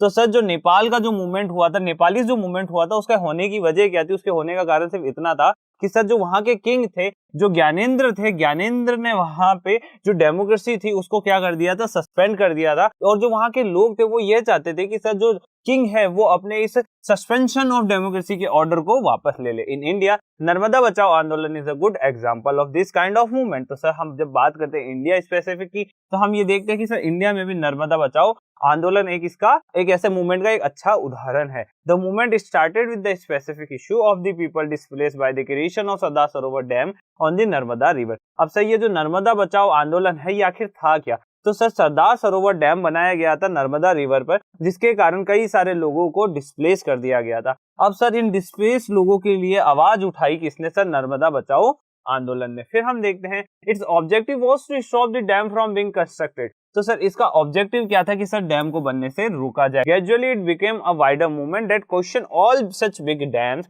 And the model of development that required such dam. तो ऐसे में होता क्या है कि सर एक है ना मूवमेंट शुरू हो जाता है जो इन सभी बिग डैम्स को क्वेश्चन करता है, इसके मॉडल ऑफ डेवलपमेंट को क्वेश्चन करता है और सर ऐसे डैम्स की जरूरतों को वो क्या करता है, क्वेश्चन करता है कि सर आखिर ऐसे डैम्स को कंस्ट्रक्ट करने की जरूरत क्या है और साथ ही साथ ऐसे मॉडल की जरूरत क्या है जिससे लोगों को डिस्प्लेस किया जाए, ज्यादा से ज्यादा एनवायरमेंट का डिग्रेडेशन किया जाए। Movements of this kind tend to have a clear leadership and some organisation. तो सर इस मूवमेंट के लिए लोगों के पास एक लीडरशिप थी और साथ ही साथ एक ऑर्गेनाइजेशन भी थी, कुछ ऑर्गेनाइजेशनल सपोर्ट भी था। But their active life is usually short. पर इसका जो एक्टिव लाइफ स्पैन है वो बहुत ही ज्यादा शॉर्ट था। This single issue movement can be contrasted with the movements that are long term and involve more than one issue. तो sir ये जो मूवमेंट था वो एक सिंगल इशू मूवमेंट तो था नहीं, इसके साथ कई सारे और भी इशू थे और साथ ही साथ ये एक लॉन्ग टर्म मूवमेंट था। फिर हम आगे देखते हैं the environmental movement and the women's movement are example of such movement. तो ऐसे में सर एनवायरमेंटल जो मूवमेंट्स होते हैं, वुमेन्स जो मूवमेंट होते हैं, वो कुछ इस एग्जांपल्स होते हैं ऐसे मूवमेंट्स के। There is no single organisation that controls और गाइड्स सच मूवमेंट। तो सर ऐसे में कई सारी ऐसी ऑर्गेनाइजेशन होती है, ऐसी कई सारी गाइड्स होती है जो ऐसे मूवमेंट्स को कंट्रोल करती है। एक जो सिंगल जो ऑर्गेनाइजेशन होती है, ये सिंगल जो गाइड्स होते हैं वो ऐसे मूवमेंट को कंट्रोल नहीं कर सकते। Environmental movement is a label for a large number of organisation and issue specific movements. तो सर जब हम बात करते हैं एनवायरमेंटल मूवमेंट की, तो ऐसा देखा जाता है कि कई सारे लार्ज नंबर्स ऑफ ऑर्गेनाइजेशन उसमें आती है, कई सारे इशू स्पेसिफिक मूवमेंट्स उसमें आ जाते हैं। All of this have separate organisation, और सभी इश्यूज की अपनी खुद की एक सेपरेट ऑर्गेनाइजेशन होती है, इंडिपेंडेंट लीडरशिप होती है और साथ ही साथ and often different views on policy related matters, और साथ ही साथ कई सारे डिफरेंट व्यूज होते हैं policy related matters. Yet all of this share a broad objective and have a similar approach. तो सर ऐसा देखा गया है कि इसकी एक ब्रॉड ऑब्जेक्टिव होता है, साथ ही साथ इसकी एक सिमिलर अप्रोच भी होती है। That is why they are called a movement. तो सर इसी कारण इसे एक मूवमेंट कहा जाता है। Sometimes this broad movements have a loose umbrella organisation as well. कई बार देखा गया है सर कि ऐसे ब्रॉड मूवमेंट्स के लिए एक लूज अम्ब्रेला ऑर्गेनाइजेशन हमारे सामने आती है। For example the national alliances for people's movement is an organisation of organisations. तो सर जो national alliances of people movement भी एक ऑर्गेनाइजेशन है ऐसे ही मूवमेंट के लिए। Various movement group struggling on specific issues are constituents of this loose organisation which coordinate the activities of a large number of people's movement in our country. तो sir देखा जाता है कि कई सारे मेंबर्स होते हैं इस लूज ऑर्गेनाइजेशन के, और सर ऐसे में कई सारे जो मूवमेंट होते हैं, मूवमेंट ग्रुप जो होते हैं वो स्ट्रगल में पार्ट लेते हैं। साथ ही साथ कई सारे मूवमेंट्स हमारी कंट्री में, कई सारी मूवमेंट से रिलेटेड एक्टिविटीज जो है हमारी कंट्री में इन्हीं ग्रुप से।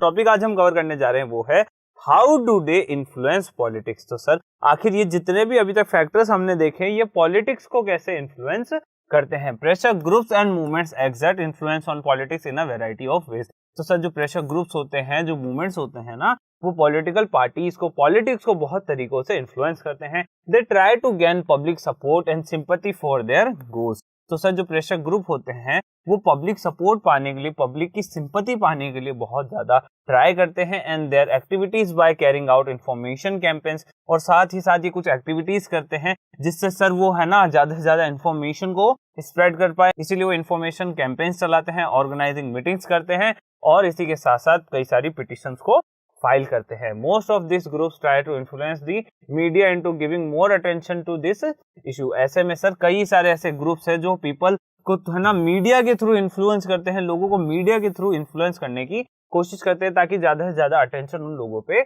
आ सके। They often organise protest activities like strikes और डिस्टर्बिंग गवर्नमेंट प्रोग्राम्स। तो सर ऐसा देखा गया है कि कई बार वो प्रोटेस्ट ऑर्गेनाइज करते हैं, कई सारी ऐसी एक्टिविटीज करते हैं ताकि सर गवर्नमेंट के प्रोग्राम्स को वो डिस्टर्ब कर सके। इसी के साथ workers organisation, employees association and most of the movement groups often resort to this tactics in order to force the government to take note of their demands। तो sir कई सारे वर्कर्स ऑर्गेनाइजेशन, एम्प्लॉयज ऑर्गेनाइजेशन और साथ ही साथ कई सारे ऐसे movement groups जो होते हैं वो इन टैक्टिक्स का सहारा लेते हैं, प्रेशर ग्रुप्स बनाते हैं, गवर्नमेंट की पॉलिटिक्स को, गवर्नमेंट के प्रोग्राम्स को इन्फ्लुएंस करते हैं ताकि वो अपने डिमांड्स को फुलफिल कर सकें। Business groups often employ professional lobbyist and sponsor expensive advertisement. Sir जब हम बात करते हैं business groups often employ professional lobbyist and sponsor expensive advertisement. तो सर जो बिजनेस ग्रुप्स होते हैं वो ज्यादा से ज्यादा प्रोफेशनल लॉबिस्ट को और साथ ही साथ कई सारे एक्सपेंसिव एडवर्टीजमेंट को वो स्पॉन्सर करते हैं। Some persons from pressure groups और मूवमेंट ग्रुप्स में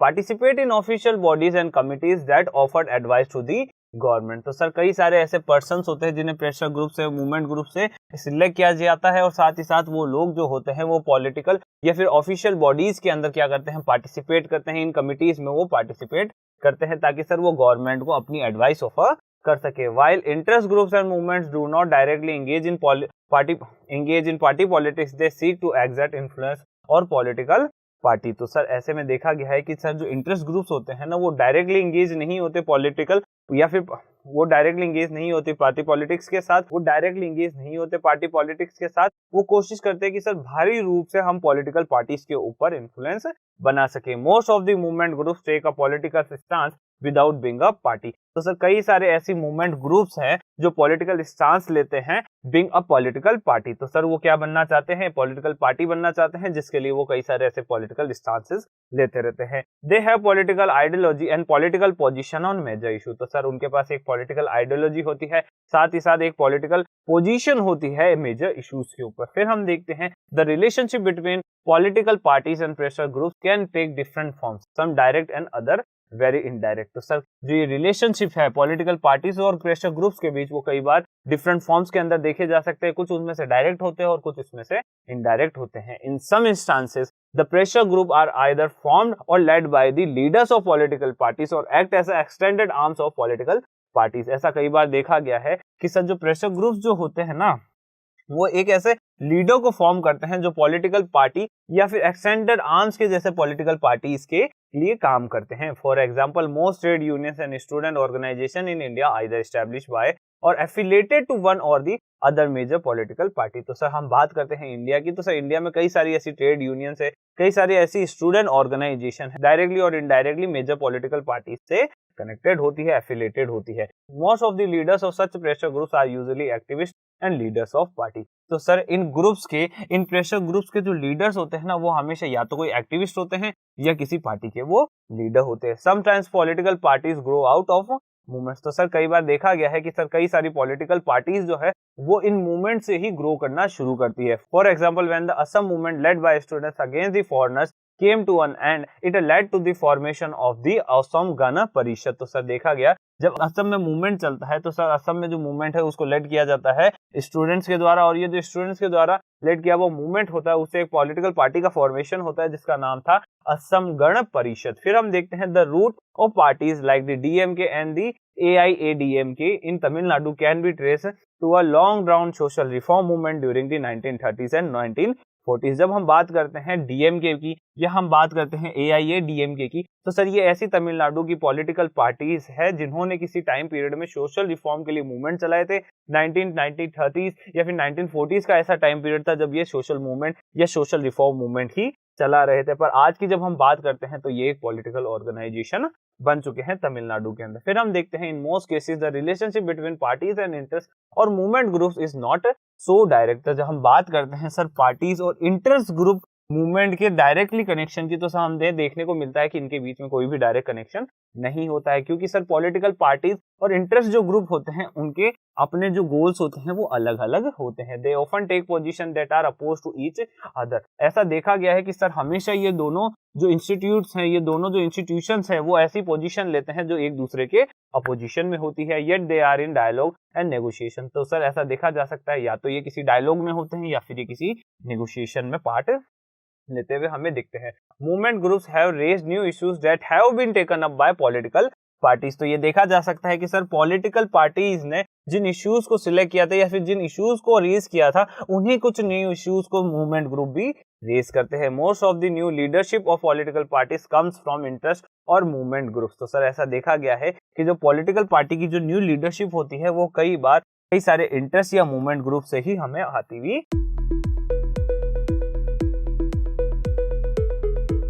टॉपिक आज हम कवर करने जा रहे हैं वो है इज देयर इन्फ्लुएंस हेल्दी। तो सर किनके इन्फ्लुएंस की बात हो रही है? Sir pressure group, interest group के इन्फ्लुएंस की बात हो रही है। इट में initial appear that it is not healthy for groups that promote interest of one section two have influence in democracy. तो सर ऐसा देखा जाता है कि सर एक ग्रुप का जो इंटरेस्ट है अगर उसी को प्रमोट करने वाले किसी ग्रुप को हम सपोर्ट करते हैं या फिर वो जो ग्रुप जो है वो डेमोक्रेसी के अंदर अपने इंटरेस्ट को बताता है, जाहिर करता है, एक सेक्शन को ही सपोर्ट करता है, तो सर ऐसा देखा गया है कि सर ये हमारी डेमोक्रेसी के लिए हेल्दी नहीं है। Democracy must look after the interest of all not just one section. तो सर जो डेमोक्रेसी है वो सबके लिए है, वो किसी एक सेक्शन के लिए नहीं बनी है। ऑल्सो इट में seem that this group will power without responsibility. तो सर देखा जाता है कि ऐसे जो ग्रुप्स होते हैं ना इनके पास सर सिर्फ और सिर्फ पावर, ये सिर्फ पावर अक्यूमुलेट करने के लिए बनते हैं, ना कि सर किसी भी तरीके की रिस्पॉन्सिबिलिटी को हैंडल करने के लिए। Political parties have to face the peoples in election but this groups are not accountable to the people. तो सर जो पॉलिटिकल पार्टीज होती है ना, पॉलिटिकल पार्टीज को तो लोगों के लिए अकाउंटेबल होना पड़ता है, क्योंकि सर इलेक्शन जो एक ऐसा प्रोसेस बना दिया गया है जिसके कारण सर पॉलिटिकल पार्टीज को जनता के बारे में, लोगों के बारे में सोचना ही होता है। अगर वो नहीं सोचती तो सर नेक्स्ट इलेक्शन में उन्हें उठा के बाहर का रास्ता दिखा दिया जाता है। पर जब हम बात करते हैं सर ऐसे ग्रुप्स की, इन इंटरेस्ट ग्रुप की, तो सर ये किसी भी तरीके से लोगों के लिए अकाउंटेबल नहीं होते हैं। प्रेशर ग्रुप्स एंड मूवमेंट में not gate there funds and support from the people. तो सर ऐसा देखा गया है कि सर जो प्रेशर ग्रुप्स होते हैं, जो मूवमेंट्स होते हैं, उनको है ना जनता द्वारा ना तो फंड किया जाता है ना ही उन्हें सपोर्ट किया जाता है। Sometimes pressure group with small public support but lots of money can hijack public discussion in favour of their narrow agenda. तो सर ऐसा देखा जाता है कि सर जिन प्रेशर ग्रुप्स के पास स्मॉल पब्लिक सपोर्ट होता है पर सर उनके पास मनी सपोर्ट बहुत ज्यादा होता है, तो सर वो पब्लिक डिस्कशन को हाईजैक करते हुए अपने एजेंडा के फेवर में क्या कर देते हैं, वो डिस्कशन को ले जाते हैं। On balance however pressure group and movements have on balance however pressure groups and movement have deepened democracy। Sir ऐसा देखा गया है कि सर जो प्रेशर ग्रुप्स जो होते हैं, जो मूवमेंट्स होते हैं, वो डेमोक्रेसी को और भी ज्यादा डीप करते हैं। Putting pressure on the rulers is not unhealthy activity in a democracy as long as everyone gets this opportunity. Putting pressure on the rulers is not an unhealthy activity in a democracy as long as everyone gets this opportunity। तो sir जो putting pressure, sir लोगों के द्वारा rulers के ऊपर जो pressure बनाया जा रहा है या हम लोगों के द्वारा जो रूलर्स के ऊपर प्रेशर बनाया जाता है वो एक अनहेल्दी एक्टिविटी नहीं होती जब तक सर सभी लोग उस प्रेशर का यूज ना कर रहे हो, या फिर जब तक सर वो जो प्रेशर है वो सभी लोगों के लिए। Governments can often come under undue pressure from a small group of rich and powerful people. तो ऐसा देखा गया है कि गवर्नमेंट जो है वो हमेशा कुछ small group of rich and powerful people के इन्फ्लुएंस में आ जाती है। Public interest groups and movement perform a useful role of countering this undue influence and reminding the government of the needs and concerns of ordinary citizens। तो sir ऐसे में जो ये public interest groups होते हैं, ये जो मूवमेंट्स होते हैं, ये बहुत ही यूजफुल साबित होते हैं क्योंकि सर ये गवर्नमेंट को बताते हैं कि सर आप लोग हम लोगों के लिए हो, सब आप लोग ऑर्डिनरी सिटीजन्स के लिए भी हो, सिर्फ और सिर्फ आप कुछ रिच ग्रुप्स के लिए, सिर्फ और सिर्फ कुछ पावरफुल पीपल के लिए ही आप लोग नहीं बने हो। Even the sectional interest group play a valuable role. Sir जब हम बात करते हैं सेक्शनल इंटरेस्ट ग्रुप की, जो किसी एक सेक्शन के इंटरेस्ट को भी दिखाते हैं, तो सर कई बार ऐसा भी देखा गया है कि सर ये जो सेक्शनल इंटरेस्ट ग्रुप होते हैं वो भी एक वैल्यूएबल रोल को प्ले करते हैं, where different groups function actively. तो सर ऐसे में कई सारे जो ग्रुप्स होते हैं वो अपने फंक्शंस को एक्टिवली परफॉर्म करते हैं। No one single group can achieve dominance over society. सिर्फ एक सिंगल ग्रुप ही सोसाइटी पे डोमिनेंस नहीं रख सकता है। If one group brings pressure on government to make policies in its favor, another will bring counter pressure not to make policies in the way the first group desires। तो sir ऐसे में देखा जाता है कि जब एक ग्रुप कहता है कि सर आप हमारे लिए पॉलिसीज बनाइए, तो सब बी ग्रुप कह देता है कि नहीं सर आप है ना ए ग्रुप के लिए पॉलिसीज मत बनाइए। The government gets to hear about what different sections of the population want. तो सर जो गवर्नमेंट होती है, गवर्नमेंट को इस सेक्शन के इस कंडीशन पे ये देखने को मिलता है कि सर उनको डिफरेंट ओपिनियंस, डिफरेंट व्यूज उन्हें सुनने को मिलते हैं अपनी पॉपुलेशन के, कि सर आखिर पॉपुलेशन को क्या चाहिए। This leads to a rough balance of power and accommodation of conflicting interest. तो सर देखा जाता है कि इससे एक रफ बैलेंस ऑफ पावर और अकोमोडेशन जो है कन्फ्लिक्ट ऑफ इंटरेस्ट के, वो हमारे सामने।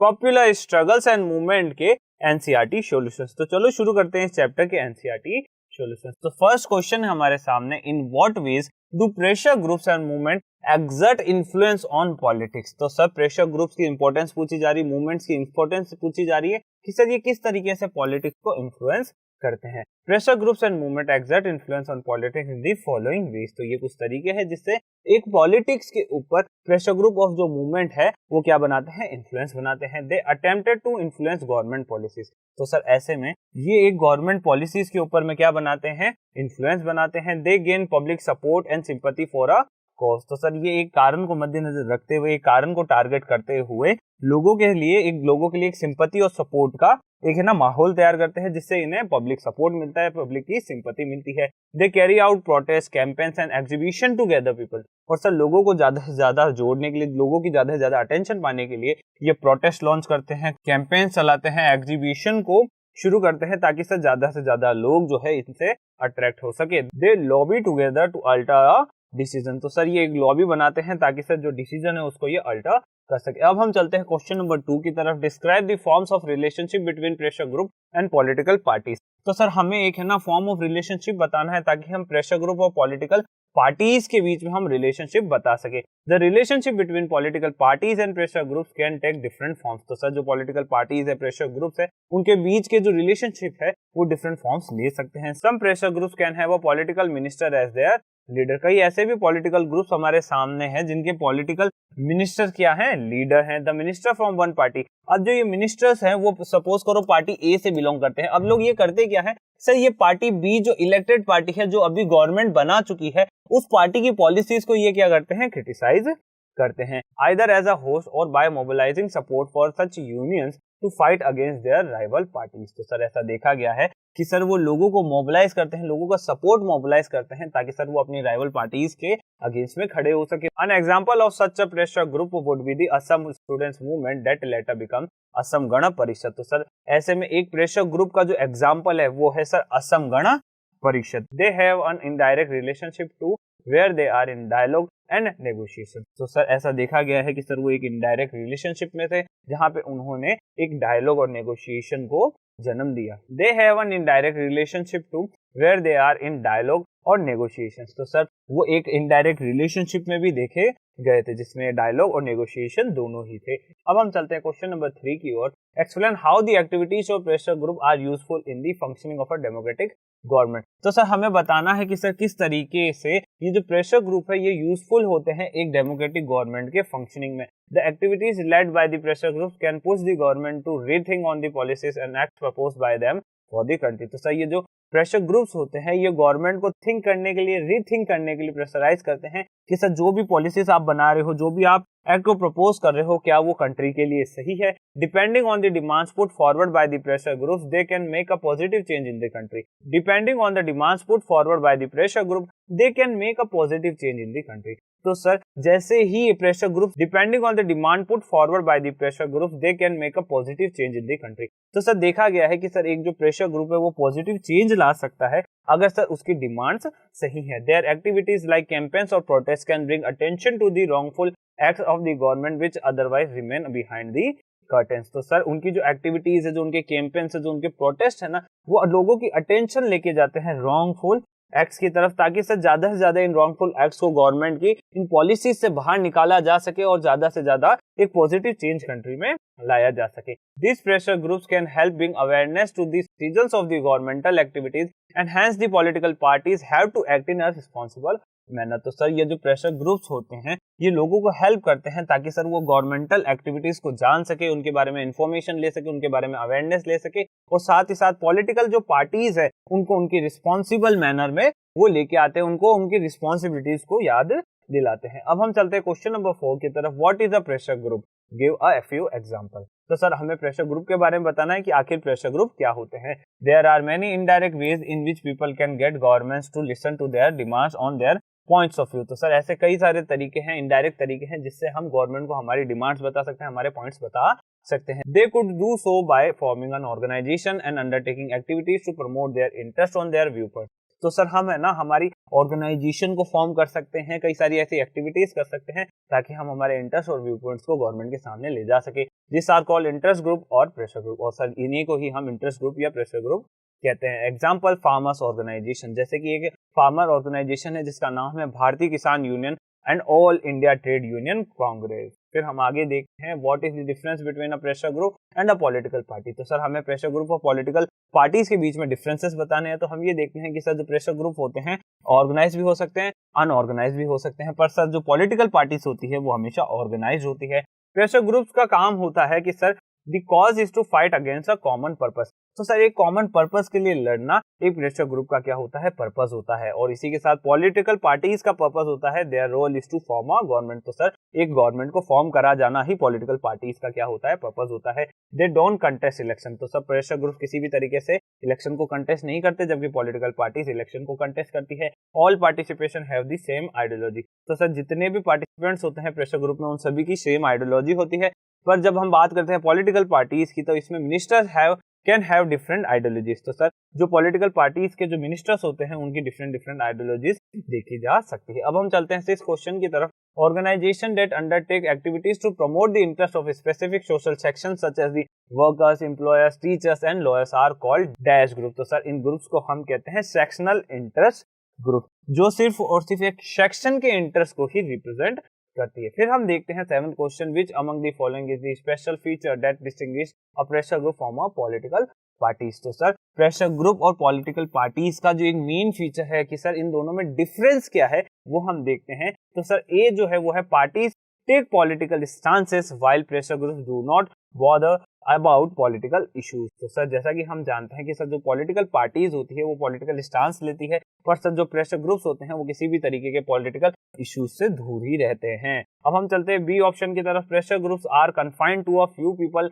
While parties involve a larger number of people. तो हम बात करते हैं प्रेशर ग्रुप की, तो सर जो प्रेशर ग्रुप्स होते हैं क्या उनके पास सिर्फ एक है ना कन्फाइंड, एक है ना लिमिटेड नंबर ऑफ पीपल ही होते हैं, और सर जो पॉलिटिकल पार्टीज होती है उसके पास क्या लार्ज नंबर ऑफ पीपल होते हैं। ऑप्शन 2 हमें ऐसा, ऑप्शन बी हमें ऐसा बता रहा है। ऑप्शन सी की तरफ हम चलते हैं तब हमें पता पड़ता है pressure groups do not seek to get into power while political parties do. तो सर जो पॉलिटिकल पार्टीज होती है वो पावर में आना चाहती है, जबकि प्रेशर ग्रुप्स जो होते हैं वो पावर में नहीं आना चाहते। अब हम चलते हैं पॉइंट डी की तरफ। Pressure groups do not seek to mobilise people while parties do. तो हम देख सकते हैं कि सर जो प्रेशर ग्रुप्स होते हैं वो लोगों को मोबिलाइज नहीं करना चाहते, जबकि पॉलिटिकल पार्टीज उनको मोबिलाइज करना चाहती है। तो हमें ये तो समझ में आ ही चुका है कि सर ऑप्शन बी भी रॉन्ग है, ऑप्शन डी भी रॉन्ग है। और जब हम बात करते हैं ऑप्शन सी और ऑप्शन ए की, तो उसमें से हमारे सामने सही ऑप्शन है option C, pressure groups do not seek to get into power while political parties do. तो सर जो प्रेशर ग्रुप्स होते हैं वो किसी भी तरीके से पावर में नहीं आना चाहते हैं, जबकि पॉलिटिकल पार्टीज जो है